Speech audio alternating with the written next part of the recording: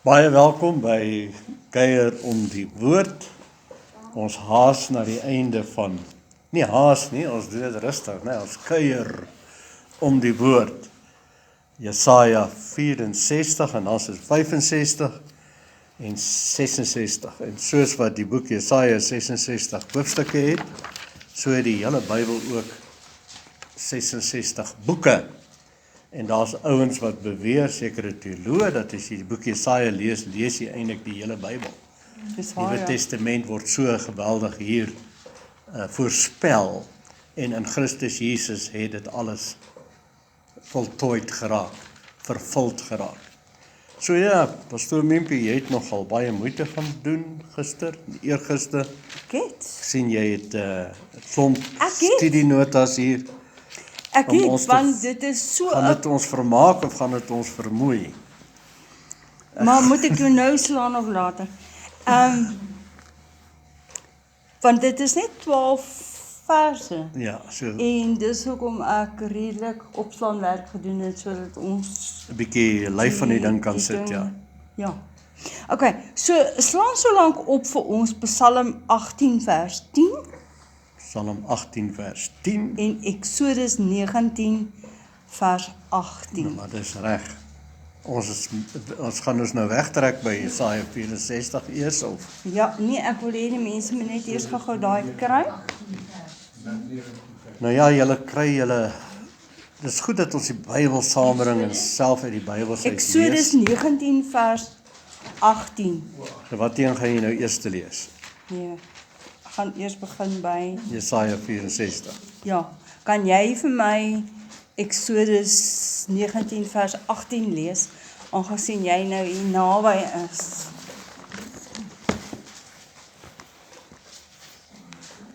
Waar kry Exodus? Dis Matteus, Markus, Exodus, Levitikus, né? Ek het Exodus onthou. Exodus hoeveel? 19 vers 18. So dis 19. Psalm 18 vers 10. Ja, Exodus 19 vers 18 sê hy. En die hele berg Sinaï het gerook. O, dis dit waar die ouens geleer is om te rook. Okay. Omdat die Here in 'n vuur daarop neergedaal het. Amen. En sy rook het opgetrek soos die rook van 'n oond. Okay. En Nou die hele berg het vreeslik gebewe. Amen. Okay. Nou lees jy Jesaja 64 vers 1, dan maak dit vir jou sin. Ag, as hy maar die hemele wou skeur, wou neerdal dat die berge wankel voor die aansig. Kan jy verstaan? Soos vuur die houtjies aan die brand steek, vuur die water laat opborrel. Is julle daar?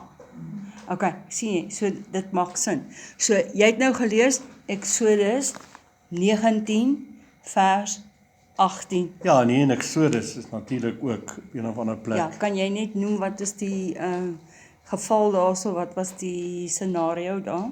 Waar? In Exodus 19 vers 18. Dis die aankoms uit Sinaï is die opskrif van die hoofstuk. Ja, En wat die het op hele die berg gebeur? Die hele berg Sinaï het gerook. Yes. Omdat die Here in 'n vuur daarop neergedaal het. So die Here is gees, stem julle saam? Amen. En hier word hy voorgestel in vuur. Yes. Simboliese taal. En hierdie beeldspraak reg deur die Bybel is dan ook die beeldspraak uiteindelik wat Jesus gebruik as hy oordeele aankondig. So ons dis baie belangrik as ons die hele Bybel verstaan, dan verstaan ons ook die oordeel wat plaasgevind het 70 na Christus. Soos Jesus voorspel het, hy sê hierdie geslag sal nie verbygaan voor alles gebeur het nie, en dit was 40 jaar nadat Jesus hemelvaart gehad het, het presies gebeur wat hy voorspel het. Die tempel is verwoes, en ek dink toe het alles gebewe hoor. Ja. Maar die Here het 'n ander volk gebruik, die Romeinse ryk, om Israel 'n pak slaag te gee. Ja, maar nou, kom ons gaan net na Psalm 18.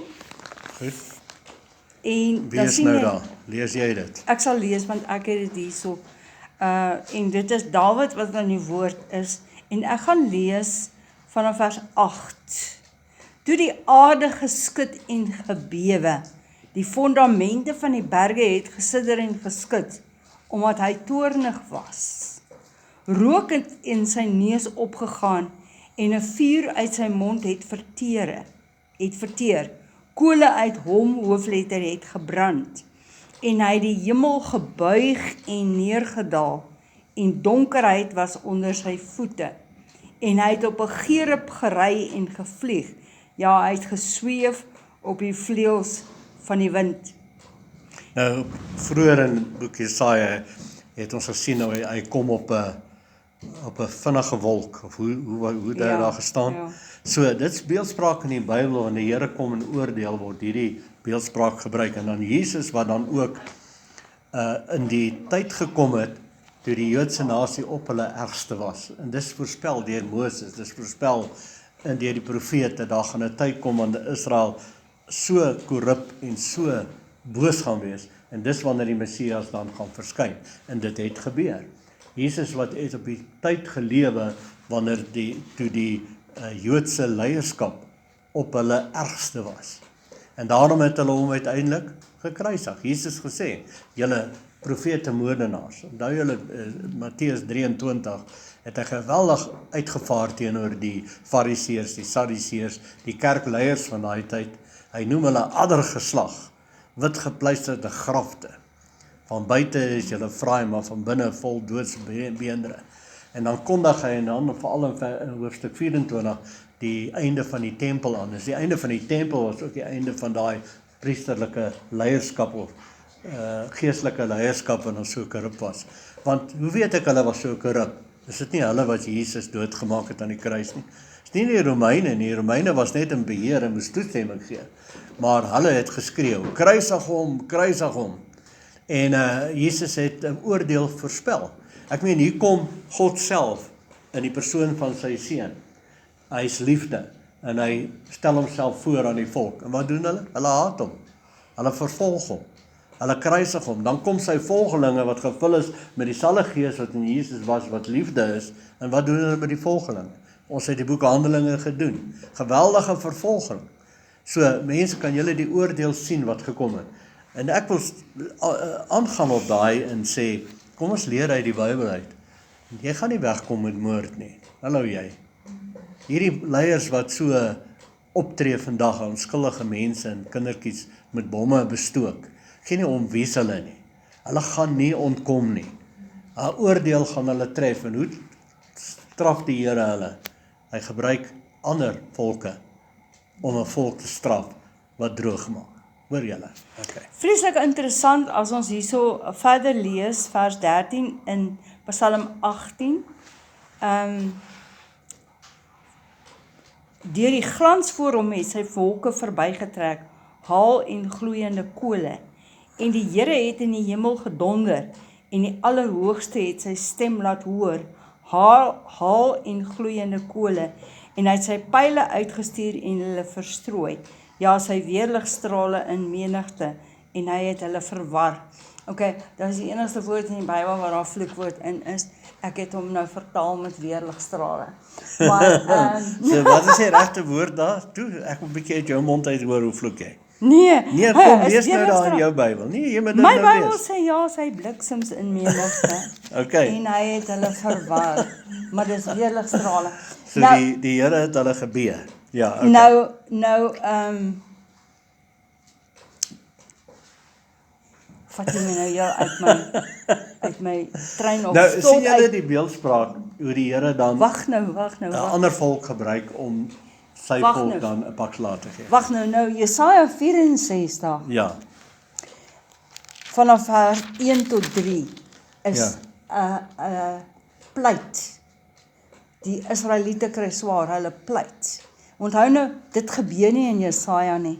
Dis 'n profesie van wat gaan gebeur. Want Jesaja was al 100 jaar dood toe hierdie goed eers gebeur. So dis 'n vooruitskouing, maar hy gebruik sy mond en hy sê ons kry swaar. Maar hy praat eintlik van die Israeliete. hy praat namens hulle, ja. Hy praat namens hulle. So, en dit is nou 'n pleit wat hulle sê, Here, show your power. Ons sing daai een liedjie, show your power, Lord. En as jy omstraal word met jou vyande, dan is jou gebed, Here, wys u mag, wys u krag. Here, kom en beskerm ons en come and show your power, show your wondrous works ensovoorts ensovoorts. So dit is die pleit hierso wat die Israeliete pleit en sê, kom asseblief soos met die weerligstrale en kom asseblief met die wat die berge bewe. Nou jy het en nou alles. Exodus ingetrek hier en jy het Psalms ingetrek Yes. in Jesaja en dan as jy mense na die Nuwe Testament toe gaan jy seker net nou ook. Weereens mense, wanneer jy Bybelstudie doen, trek al die skrifte in, reg deur die Bybel, kry die totale prentjie. Jy kan nie een skrif gryp en dan daarop iets wil geestelike beginsel maak nie. Yes. Kry al die skrifte reg deur die Bybel, dan verstaan jy. So verstaan jy dan ook beeldspraak en die oordeele van die Here wat eintlik ook 'n gesonde oordeel aan die einde van die dag is vir hulle wat die verlosser Jesus aangegryp het. Goed. So hierdie geval van waar Moses op die berg geklim in Sinaï om die wet te gaan ontvang, die 10 gebooie, is in die Israeliete se geskiedenisboeke opgeskryf. En in hulle van denke hoe- ingevryf, ja. In hulle denke ingeprent van hoe God met Moses gepraat het op die berg en die vuur en die gerammel van die weerlig. So die beeldspraak gaan reg deur die En die Bybel. Ja. berge wat bewe en die vuur wat brand en al daai tipe van ding. En hy gebruik nou hierdie selfde beeldspraak en hy sê, kom asseblief Here, kom met u krag, laat hulle skrik, want weet jy, as ek vir julle moet vertel, die goed wat hulle aan die Israeliete gedoen het in die ballingskap, dan gaan jy jou hande saamslaan en sê, wow, dit is horrible. Die dinge wat Nebukadneser gedoen het aan die Israeliete. Jy kan dit nie beskryf. Dit is te Dit horrible. was 'n pak slaag geweest. Dit is te horrible om te noem. En as ek onthou nou, as ek amper klaar is, gaan ek vir julle soort van 'n rede gee waarom die Here dit toegelaat het. OK. Alright, kom ons gaan aan. Wanneer u vreeslike dinge doen waar ons nie op gehoop het nie, as u maar wou neerdal sodat die berge wankel voor u aangesig. En dan vers 4, vanaf vers 4 tot vers 5 is ons verwysing na die Nuwe Testament toe en ek wil iets baie belangriks daar sê. Vers 4 en vers 5, van oudste af tog het niemand dit gehoor of verneem nie. Geen oog. OK, dadelik gaan jy na Korintiërs toe. Now eye has seen and now ear has heard. 1 Korintiërs 2 vers 9. Nou ons moet soontoe blaai.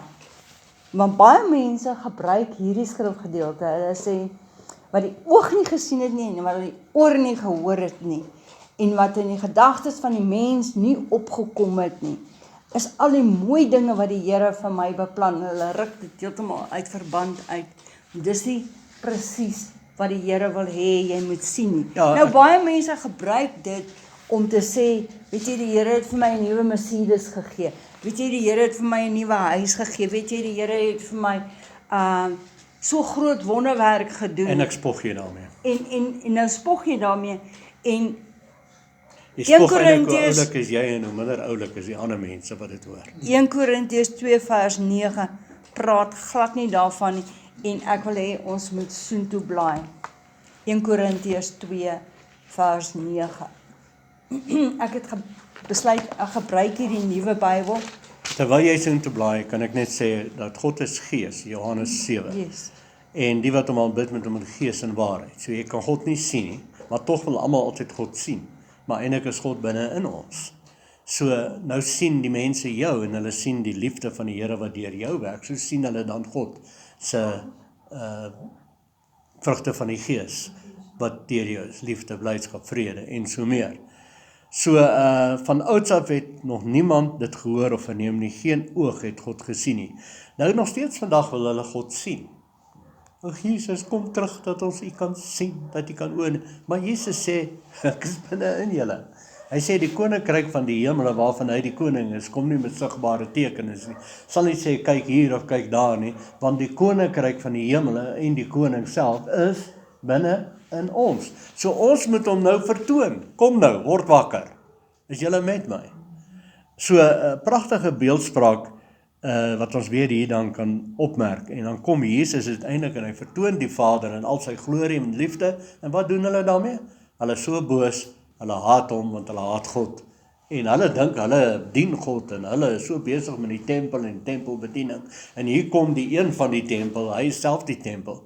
Onthou Jesus het gesê, ek breek hierdie tempel af en in 3 dae sal ek dit opbou. Toe is hulle baie kwaad, hoe kan jy dit doen? Ons het 46 jaar gebou aan hierdie tempel. Hoe kan jy dit in 3 dae oprig? Maar hy het gepraat van die tempel van sy eie liggaam.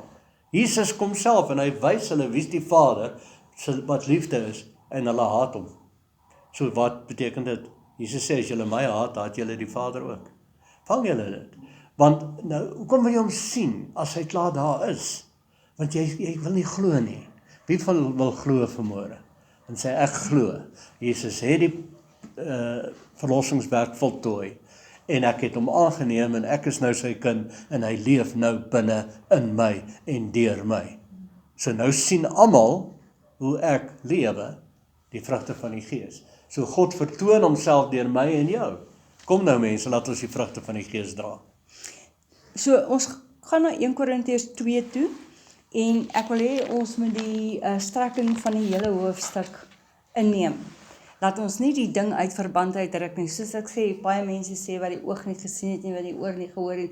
Hy weet jy, die Here het vir my hierdie pragtige juweliersware gegee. Hy weet jy, die Here het vir my 'n pragtige Mercedes gegee.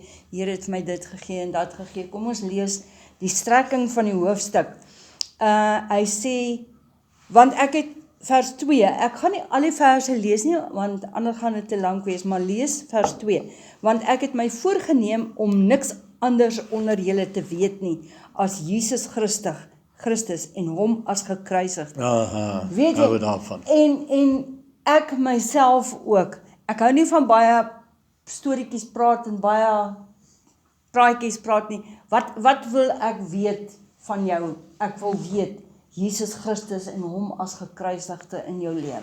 Hoe werk dit vir jou? Ja. Dis al wat ek Kan wil ek weet. net op daai Ek stel nie belang of jy 'n Mercedes ry en of jy 'n galoppie ry of 'n perdekar of 'n donkiekar nie. Ek wil weet Jesus Christus en hom onder jou as gekruisig. Ja, die hele Ou Testament, Yes. waar ons nou ook in die boek Jesaja, alles verwys na die verlosser wat moet kom, die oplossing. En dan kom hy uiteindelik in die Nuwe Testament.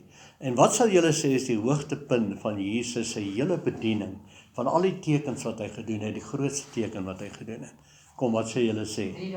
Die 3 dae kruisoperasie, was dit nie die hoogtepunt? Amen. En dan Johannes 12, hy het ons almal daarbey ingetrek.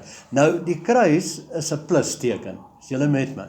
Dis waar die vertikale, die horisontale kruis. Wat is die horisontale? Dis jou lewe. Dis jou verlede en jou toekoms wat uit jou verlede, want soos jy was en soos jy dink, so gaan jou toekoms ook maar wees. Stem julle saam?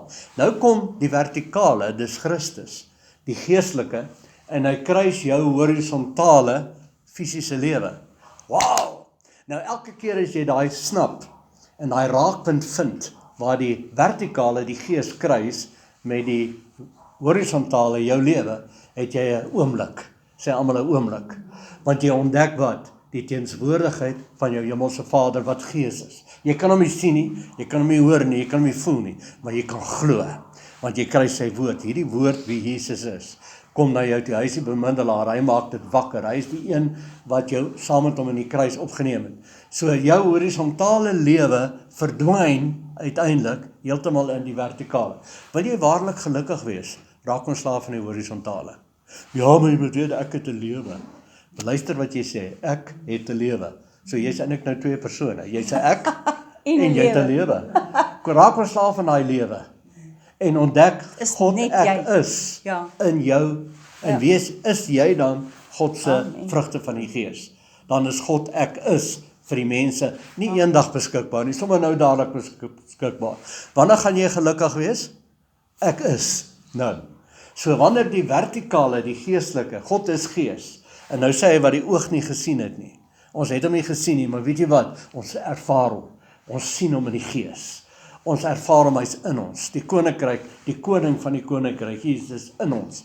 En nou is ons altyd uit die horisontale, dit het verdwyn. My lewe is, mense, kom ons raak verstaan van ons lewe. Weet jy wie ek is? Ek het 'n lewe. Nee man, jou lewe beteken niks. Dit is, jy wil net spog met wie jy is, nee. Weet jy wat? In Christus Jesus is jy alles. Christus is alles. Vergeet van jou eie ou lewetjie. Weet jy, die oomblik as jy vergeet van jou eie sogenaamde legendariese ou lewetjie, dan gaan die pyn verdwyn. Wat gee jou pyn? Wat gee jou swaarheid in jou lewe? Daai lewe van my. Weet julle wie ek is? Ek kan jou vertel van al my legendariese dinge in my lewe. Wil julle luister? Wie wil hy? Nee, ek wil nie. Ek wil hoor wat sê jy van Christus. Leef Christus in jou. Vergeet van jou lewe, kom in die horisontale. Goed, skiets ek maar net dit ingooi. Dis 100%. Jy is nou daar by 1 Korintiërs 2, dat jy oog net na 1 Korintiërs 1 toe gaan, vers 18, want die woord van die kruis is dwaasheid vir sommige mense. Party mense sê, nee, julle dien die Here te veel. Nee, julle wil nou my lewe wegvat. Julle wil nou my lewe wegvat. Veel dien nie. Hoekom nou? Want die woord van die kruis is dwaasheid vir sommige mense wat verlore gaan. Maar vir ons wat gered is dit die krag wat in die kruis ingeneem is. En nou is die koninkryk in ons. Amen. Vir ons is dit alles. Preach it, sister. Amen. En dan gaan ek weer terug na 1 Korintiërs 2 toe. Vers 4, en my rede en my prediking was nie in oorredende woorde van menslike wysheid nie, maar in betoning van gees en krag, sodat julle geloof in wysheid van nie in wysheid van mense sou bestaan nie, maar in die krag van God. Wat is die wysheid van die mense? Dis die lewe, dis my lewe. Weet julle wat, ek het soveel lewenservaring, luister na my, nee man, dit beteken niks. Christus waarheid is wat alles beteken. Is jy dan 'n minister? Wat 'n minister? 'n minister van die kabinet? Nee.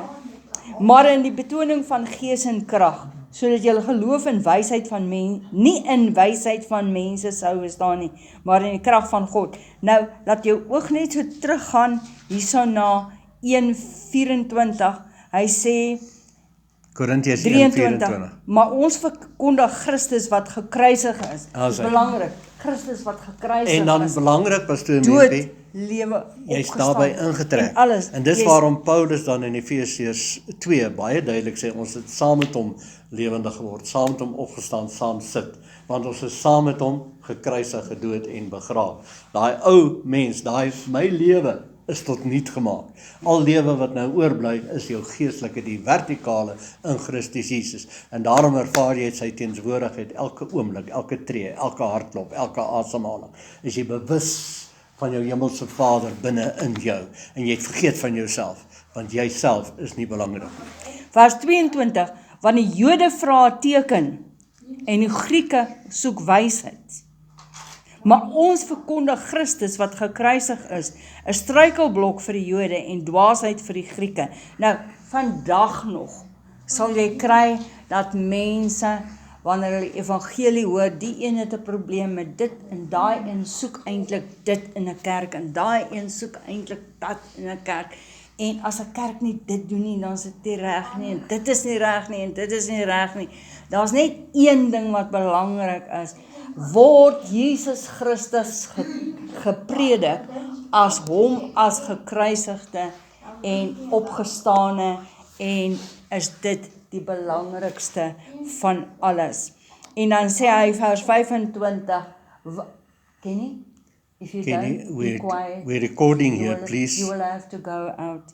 Want wat dwaas is by God is wyser as die mense, en die wat swak is by God is sterker as die mense. Nou kom ons gaan nou terug na die aanvanklike vers te vers 9. Wat die oog, maar kom ons lees net die vers voor dit.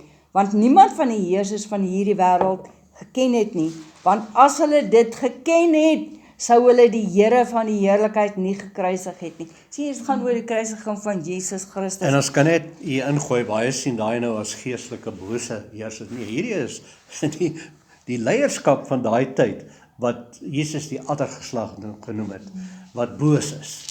Hulle was boos, en dis die bose mense, hulle was die duiwel hulle self. Goed.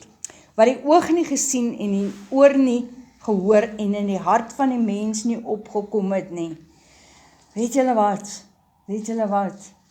Besef julle as julle Johannes 17 lees, van waar Jesus bid vir sy disippels. Besef julle die omvang van die feit dat God die Vader sy seun aarde toe gestuur het, to come and die for us. Besef julle dit? En dis wat Paulus hier bedoel. Hy praat nie van, jy moet sê, wat die oog nie gesien en die oor nie gesien. Hy wil hê, jy moet sien, dit wat Christus vir jou gedoen het. Ja, en ek dink, Pastor Mempie, ek wil net weet dit, het God berei vir die wat hom lief het. God het 'n maaltyd berei, ek wil net dit klaar sê, want anders gaan ek dit vergeet. Toe Jesus aan die kruis gesterf het, het hy vir jou 'n maaltyd berei. Ons doen dit met die nagmaal. Hy het vir jou die gegee om te drink en hy het vir jou gegee om te eet. En dit is wat hy wil hê, jy moet verstaan, wat die oog nie gesien het nie, en die oor nie gehoor het, en die hart van die mens nie opgekom het nie, is dit wat God berei het vir ons, wanneer ons dink aan hoe wonderlik dit is, dat Jesus Christus vir jou en vir my gesterf het, ons vergewe het, ons sonde weggeneem het, ons skuldgevoel weggeneem het, ons gekroon het met sy gees binne in ons laat woon het. What a great, wonderful, beautiful miracle. ja, hy het vir ons gesterf, Amen. maar ek wil net dit byvoeg, dis wat ek wil byvoeg, baie belangrik, hy het vir ons en as ons gesterf, want hy het ons daarbey ingeneem, en alles wat daarbey met hom in die kruis gebeur het, het dan ook dan nou met ons gebeur. Nou, hoekom die kruisboodskap, jy noem daar, Paulus sê, ek wil niks anders onder julle hoor, behalwe Jesus en hom gekruisig het, want dis die groot teken, dis die hoofpunt. Nou, kom ons kyk na ons 2 sakramente in die kerk, wat baie mense vreeslik heilig ag, en baie ouens gaan net kerk toe, wanneer die sakramente bedien word. Wanneer daar doop is, dan is almal daar. Nou, ek sal nooit vergeet nie, baie donkie jare terug was daar dierbare dominee, naam van Botes hier in Oornalsrus. En ek en hy is nogal vriende gewees. Ons was toe al reeds in die bediening en hy het ons bediening ondersteun, wat eintlik vir my baie mooi was. Toe stap hy daar in ons straat af eendag, hier stap dominee Botes. Ek kyk so, ek sê, my wêreld dominee, nou wat soek jy hierso in Taljaardstraat? Hy sê, nee jong, ekskuus, bly julle hier? Ek sê, ja, hy sê, nou weet ek waar julle ook bly. Hy sê, nee, ek stap hier in die straat af, want ek soek al die DDT lidmate van ons kerk. Ek sê, ekskuus dominee, En hy weet nie waarvan dominee Botes Hy sê, maar jy weet mos daai ou gif wat hulle nou verban het, wat nie meer gebruik word nie, DDT gif. Hy sê nou, dit staan vir dood, doop en trou lidmate. Hy sê, hulle is net in die kerk wanneer daar gedoop word, en wanneer daar getrou word, en wanneer daar begrafnis is. So dis die DDT lidmate, ek soek hulle, want ek wil hulle nou weer tot bekering bring. En toe snap ek iets, maar nou hier is iets baie mooi. Die sakramente praat van een ding, en dis die 3 dae kruisoperasie. Oh, yes. Kom ons dink, kyk vandag, doop.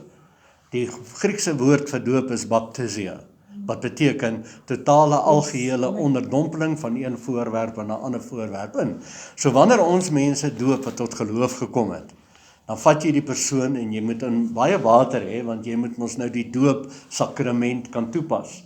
Dan neem jy hom binne in die water in, dan wat ek gewoonlik doen, ek druk die ou se neus toe of die vrou se neus toe en laat hulle agteroor sak in die water. Redelike diep water, daarom hier tot by ou se bors kom, want die water wat maak 'n persoon lig, het jy al agterkom, jy kan iemand so diep in die water en hom vashou en hom dan weer so uithaal.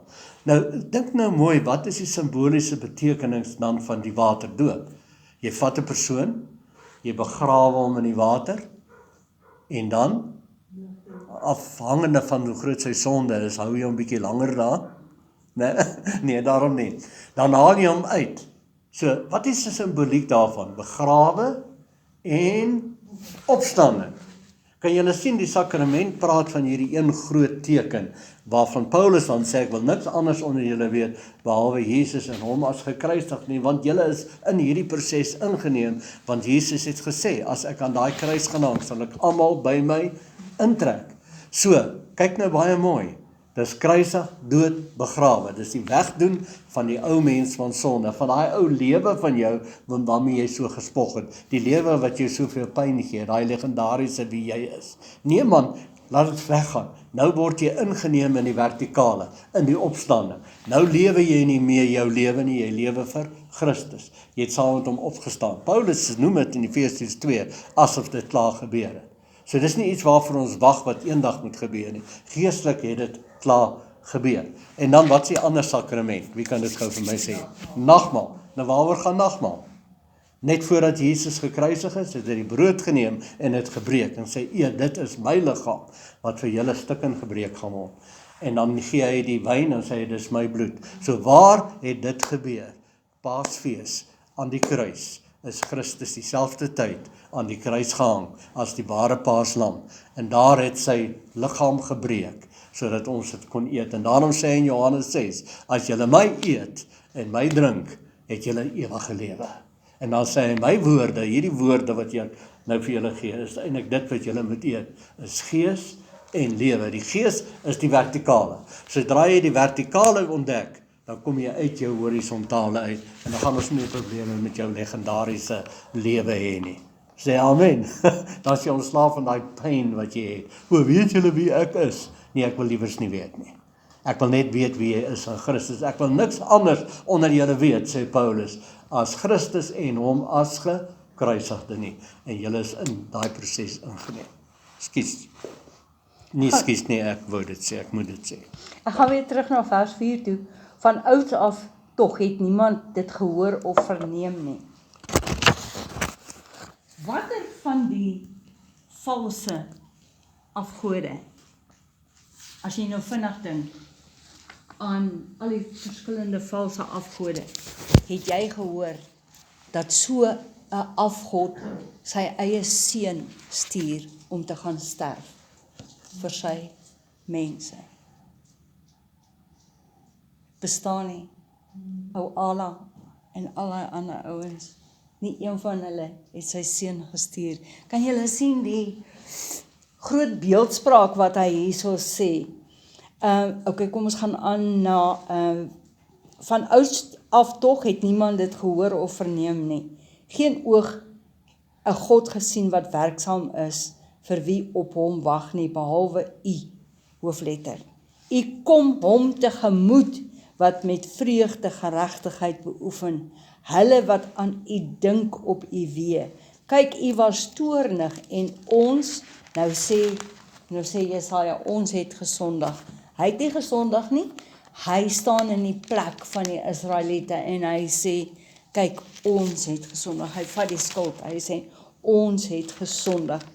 In die toestand was ons baie lank. Nou hier leef Jesaja nog en hy sê, ons was baie lank in hierdie toestand. En dit het nog nie eers gebeur nie, kan julle sien, sal ons verlos word. En ons het almal geword soos 'n onreine, en al ons geregtighede soos 'n besoedelde kleed. Verskoning.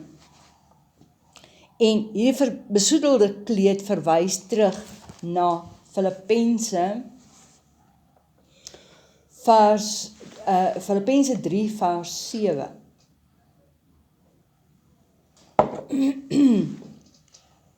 Vers 7.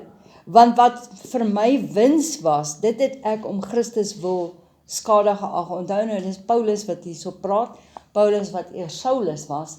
Hy was 'n baie slim mens, baie slim in die wet, maar hy was slim verkeerd. Ja, hy het sy lewe gehad. Hy het gespog met sy skrifgeleerdheid. En toe sê hy wat, ek beskou dit as... Hy sê, wat vir my wins was, dit het ek om Christus wil skade geag. Ja, waarlik, ek ag ook alles skade, om die uitnemendheid van die kennis van Christus Jesus, my Here, terwille van wie ek alles prys gegee het, My ou lewe prys gegee het, my horisontale prys gegee het. en as drek beskou, En as drek beskou, daai beteken eintlik bolly, as om bolly beskou. Christus Ja. as wins te verkry, Wow. en in hom gevind te word, nie met my geregtigheid, wat uit die wet is, amen, maar met die wat deur die geloof in Christus is, die geregtigheid wat uit God is deur geloof. En nou vers 10, sodat ek hom kan ken, en die krag van sy opstanding, en die gemeenskap aan sy lyde, terwyl ek aan sy dood gelykvormig word. Kan jy sien gelykvormigheid aan sy dood in die 3 dae kruisoperasie? En jy kan nie opstaan as jy nie eens dood is nie. So nadat jy die dood ervaar en besef, maar my ou lewe, my horisontale lewe is eintlik betekenisloos, dis weg. Paulus sê ek beskou dit as drek, as bolly, om net sy opstanding, waarin hy nou ingetrek is, want hy kon nie self opstaan nie, maar Christus het namens ons, vir ons en as ons opgestaan. Wie wil dit glo? Toe hy aan die kruis gehang het, hy nie alleen daar gehang nie, hy was saam met hom, in beginsel. En dit is 'n geloofsaak. Jy moet dit begin sê dankie Here, U het my saam met U lewendig gemaak, saam opgestaan, en nou sit ek saam met U in hemelse plekke, Efesiërs 2. Sê dit vir jouself. So jou ou lewe is tot niet gemaak, gekruisig, gedood en begrawe. Daai legendariese self wie jy is, wat verander so baie pyn veroorsaak en vir jouself. Kom ons raak ontslae daarvan. Mense, weet jy wat, mense sy identiteit word bepaal baie keer, of meeste van die keer, deur jou besittings, wat jy het, die kar wat jy ry, die huis waarin jy bly, die status wat jy het in die gemeenskap, dis wie ek is. En weet jy wat, as dit aangetast word, dan verloor jy sommer jou vrede en jou alles. Mense, kom ons verloor dit maar alles, maar kom ons behou Christus.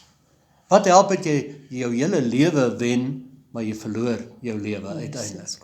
Maar as jy jou lewe skade ly en jou lewe verloor, terwille van Christus, het jy die ewige lewe gewen. Want jy's 'n geestelike wese wat vir ewig lewe in Christus Jesus, in die vertikale. Dit het klaar plaasgevind, dit het gebeur. Die Here het jou negatief 'n plus gemaak, toe hy met sy vertikale gees jou negativiteit gekruis het. So bly in die raakpunt van die kruis, beoefen elke oomblik die teenswoordigheid van die Here, want jy kan, want Jesus het dit klaar betaal, dat dit vir ons moontlik was. Hy is die bemiddelaar, hy is die een wat dit vir jou moontlik maak, in sy naam is jy in Vader se teenswoordigheid dadelik. Sê amen. Voel jy ongelukkig? Stop dit. Sê vir jouself, ek is gelukkig. Sê dit, jou mond moet dit hoor. Romeine 10, met die mond bely jy tot die oorwinning en tot die ervaring van verlossing. Amen. Amen. Vers 6. Ons vorder goed, nee, ons is nou halfpad. Weet jy, ons behoort klaar te kry, dis 'n baie lang hoofstuk, hy 12 verse. 12 verse. So ons eie ongeregtigheid, soos hy hier sê, is soos blare. Nou, ons sien nou die blare van die bome val. As die wind so waai en sê, daar waai die blare. Ja. Dis hoe jou eie geregtigheid. En eie geregtigheid is jou poging, jou lewe, om jouself nou aanvaarbaar te maak vir die Here. En wie van julle weet, niemand kon dit ooit regkry nie. Die beste skrifgeleerde wat die wet die beste toegepas het, soos Paulus byvoorbeeld, kon dit nie reggekry nie. Hy sê, ek beskou dit, al my pogings, as bolly, om nou dit te vat wat Jesus reggekry het. Jesus het reggekry wat niemand van ons ooit kon regkry nie. Wie wil dit glo? En hy het jou daarby ingeneem, en hy gee vir jou geregtigheid nou as 'n geskenk. Dis Romeine 6 of 5. Hy gee vir jou geregtigheid as 'n geskenk. En julle weet wat is geregtigheid? Dis basies om die vrugte van die Gees uit te lewe. Liefde, blydskap, vrede, geduld. Want geregtigheid is die saak is reg met jou medemens en met jou hemelse Vader. En wanneer jy liefde uitstraal en vrede en blydskap en vriendelikheid en geduldigheid en selfbeheersing en goedheid en sagmoedigheid, kan jy iemand seermaak? Nee, jy kan nie. Want die wet is nou binne in jou hart geskrywe. Amen. Gaan na Titus 3 vers 5 toe en Efesiërs 2 vers 8 en 9. Hoekom dit belangrik is dat ons dit moet verstaan, is baie mense probeer hulle eie saligheid uitwerk deur hulle eie poging. Ag, los my, ek sal self, ek sal by die huis, ek sal. Jy verstaan, nou, jou eie geregtigheid, soos hy sê, is soos vuil lappe, is soos blare wat die wind wegwaai, maar daar's net een geregtigheid wat die ware geregtigheid is, en dit is geregtigheid deur Jesus Christus. Deur Jesus Christus en in Jesus. So, wie wil dit almal glo vanmôre, dat ons saam met hom in die kruis ingeneem is, en dat dit wat ons nooit kon regkry nie, het hy vir ons en as ons daar gedoen. En al wat ek en jy nou moet doen, kom ons verklaar dit, kom ons sê, dankie Here, U het my in die kruis ingeneem, in my legendariese self, daar doodgemaak, gekruisig en begrawe, en ek het nou saam met U opgestaan, in 'n nuwe lewe. Ek lewe in Christus, opgestaan in Christus, sit nou saam met hom in hemelse plekke. Nie eendag nie, nou reeds. Titus 3 vers 5. Maar toe die, ek lees vers 4, maar toe die goeie tierenheid van God ons verlosser en sy liefde tot die mens verskyn het, nie op grond van die werke van geregtigheid wat ons gedoen het nie, maar na sy barmhartigheid wat hy ons gered het, deur die bad van die wedergeboorte en die vernuwing deur die Heilige Gees, wat hy ryklik uitgestort het op ons deur Jesus Christus, ons verlosser, sodat ons geregverdig deur sy genade, Vrygespreek, regverdig is die woord erfgename kan word ooreenkomstig die hoop van die ewige lewe. Ja, sê. Dit staan ook in Efesiërs 2, as ons gou soontoe wil blaai, Efesiërs 2, vers 8 en 9, soos wat julle weet, praat van nie uit werke nie, maar deur geloof, sodat niemand mag roem. En daai Efesiërs 2 vers, wat jy nou daar gaan lees, staan net na wat hy gesê het, ons is saam met hom, lewendig geword, opgestaan, sit saam met hom in hemelse plekke, en dan gaan hy verder, lees verder. Ek lees vers 8, want uit genade is julle gered, deur die geloof. Deur geloof, sê almal geloof.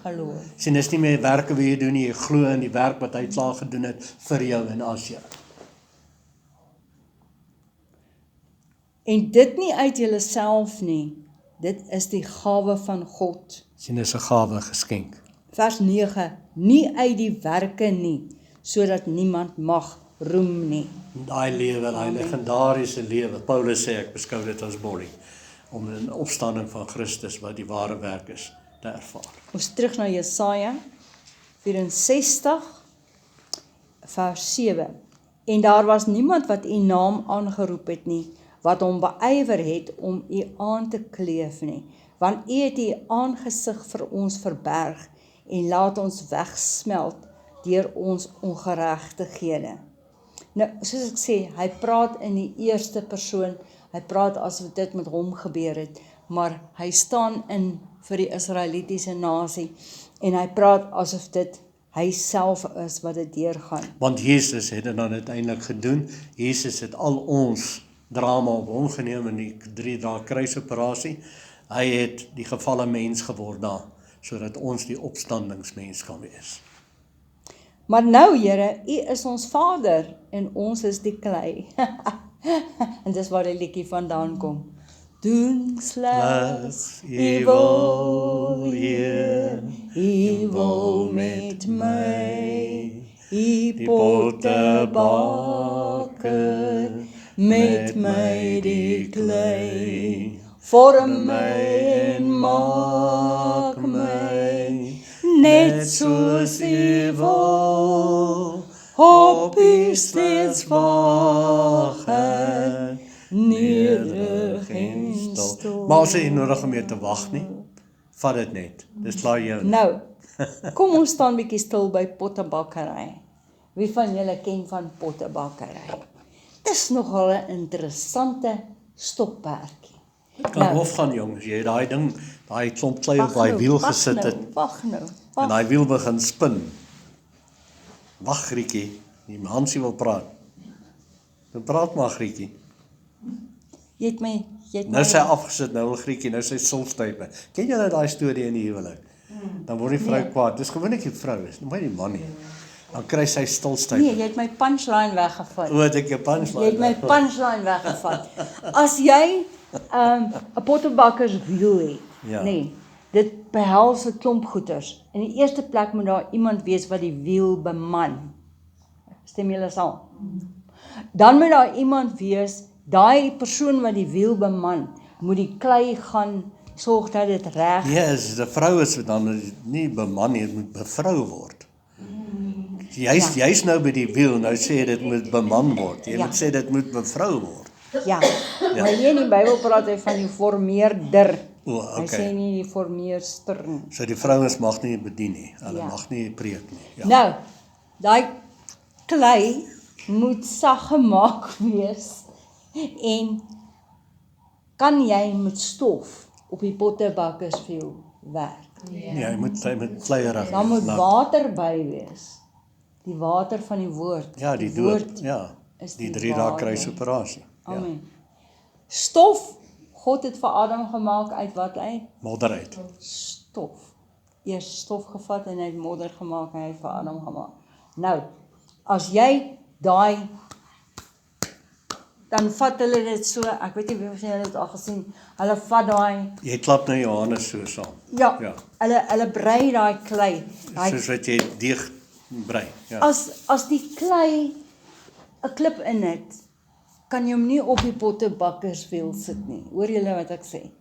So die klippe Hy klap gaan jou in die oog tref. moet uitkom.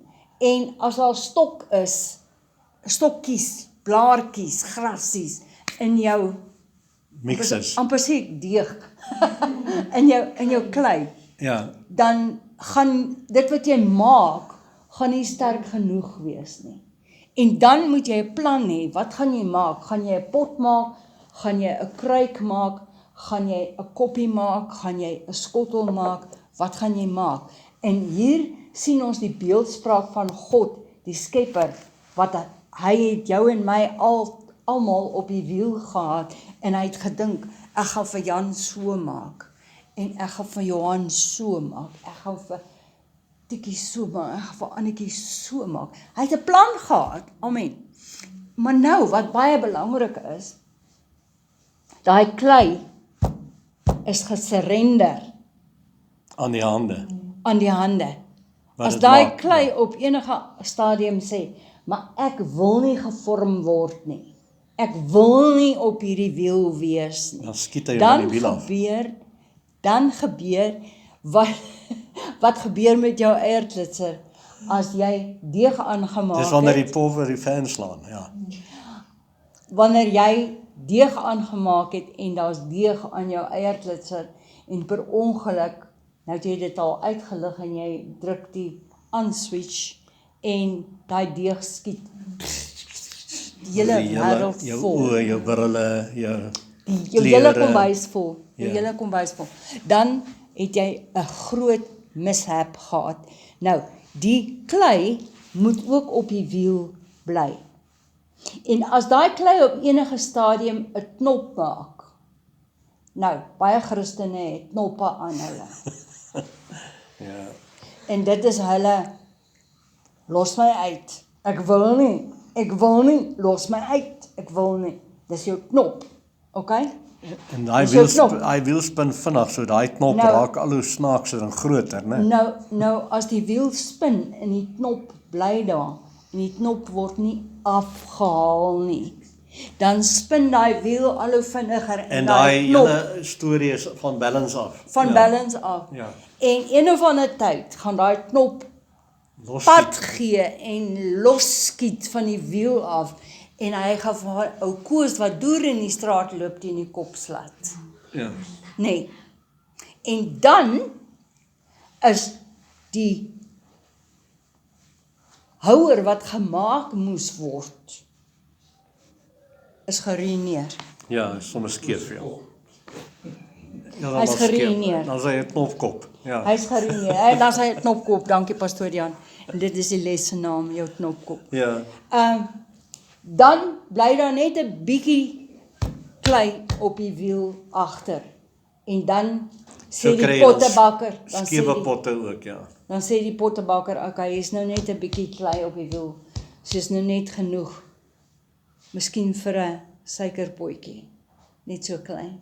Maar daai kon 'n fantastiese kruik gewees het, wat water kon gehou het, of olie kon gehou het, of iets kosbaars kon gehou het, maar omdat hierdie klei nie sag en breibaar was, en beskikbaar was vir God se gees, om sag gemaak te word nie, is dit niks werd nie. Wel, as die pottebakker ook 'n onnosele potterbakker is, dan gaan hy onnosele voorwerpe maak, maar God is die pottebakker.